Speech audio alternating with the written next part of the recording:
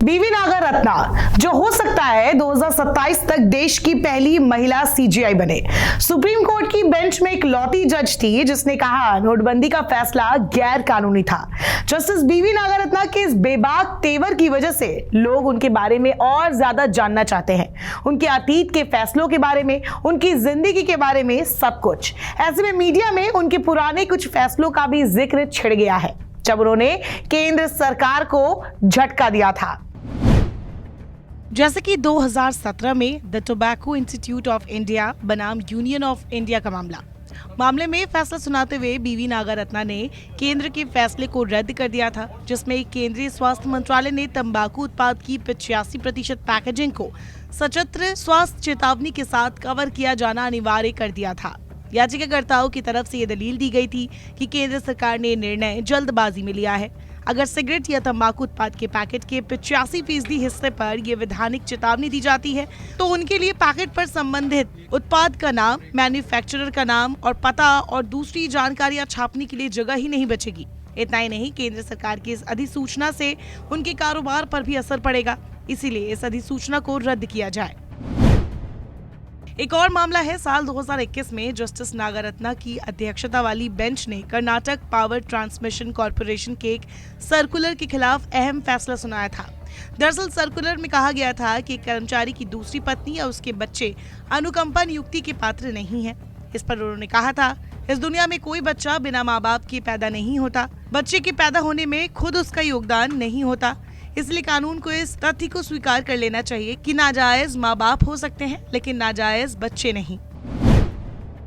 30 मई 2020 को कर्नाटक हाईकोर्ट के chief justice अभय ओंका और जस्टिस नागर रत्ना ने एक और फैसला सुनाया था। अपने फैसले में जजों ने लॉकडाउन के बाद प्रवासी मजदूरों के खराब हालत को लेकर राज्य सरकार को फटकार लगाई थी। जजों ने 6 लाख से ज्यादा मजदूरों के लिए रहने, खाने और इन मजदूरों को उनके घर तक पहुंचाने की उचित व्यवस्था करने का आदेश दिया था। इस फैसले की उस वक्त खूब सराहना भी हुई थी। 2018 में जस्टिस नागर रत्ना की अध्यक्षता वाली पीठ का एक फैसला खूब चर्चा में रहा, जब पीठ ने श्री मुकाम्बिका मंदिर बनाम श्री रवि राजा शेट्टी के केस की सुनवाई करते हुए अधिनियम 1972 का हवाला देकर कहा कि मंदिर बिजनेस की जगह नहीं है, इसलिए इसके कर्मचारी ग्रेच्युटी भुगतान के अधिकारी नहीं माने जा सकते। उनके इस फैसले पर जमकर बहस हुई थी। किसी भी संस्था में ग्रेच्युटी 5 साल की नौकरी पूरी होने पर मिलती है। ये एक तरह से आभार राशि होती है जो कंपनी उसके साथ लंबे समय तक जुड़े रहने के बदले इनाम के रूप में अपने कर्मचारी को देता है। 2024 के चुनाव से पहले विपक्ष के अहम मुद्दों में एक मुद्दा था या है, कह सकते हैं, नोटबंदी। डीमोनेटाइजेशन के करीब 6 साल बीत चुके हैं, इसे लेकर बहुत विवाद हुआ। 58 याचिकाएं इस फैसले के खिलाफ दाखिल की गई, जिसका चैप्टर 2 जनवरी को सुप्रीम कोर्ट ने परमानेंटली क्लोज कर दिया। सारी याचिकाएं खारिज हो गई। सब कहने लगे ये तो केंद्र के लिए बड़ा गिफ्ट निकला, लेकिन नागर रत्ना ने सबको चौंका दिया। जनवरी 2023 यानी सोमवार को सुप्रीम कोर्ट के 5 जजों की संविधान पीठ ने नोटबंदी पर अपना फैसला सुना दिया। संविधान पीठ ने यह फैसला 4-1 के बहुमत से सुनाया। Justice S Abdul Nazeer, BR Gavai, AS Bopanna और V राम सुब्रमण्यम ने कहा कि नोटबंदी की प्रक्रिया में कोई गड़बड़ी नहीं हुई है।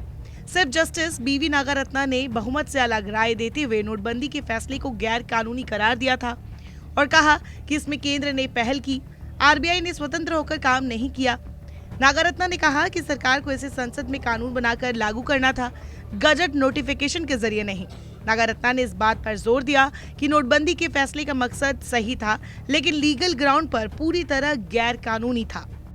जस्टिस बीवी नागर रत्ना सुप्रीम कोर्ट से पहले कर्नाटक हाई कोर्ट की जज थी।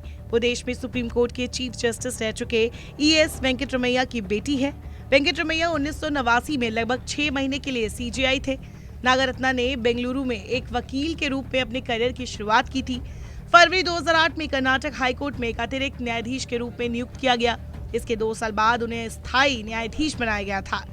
जस्टिस नागर रत्ना कर्नाटक के मांड्या जिले में स्थित पांडवपुरा पंचायत की रहने वाली है। इस पंचायत की कुल आबादी करीब 20,000 है।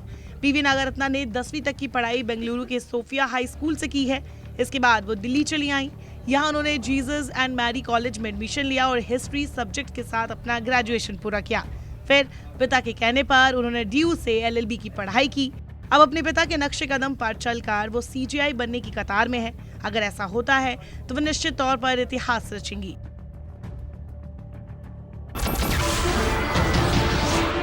नमस्कार, मैं हूं मानक गुप्ता।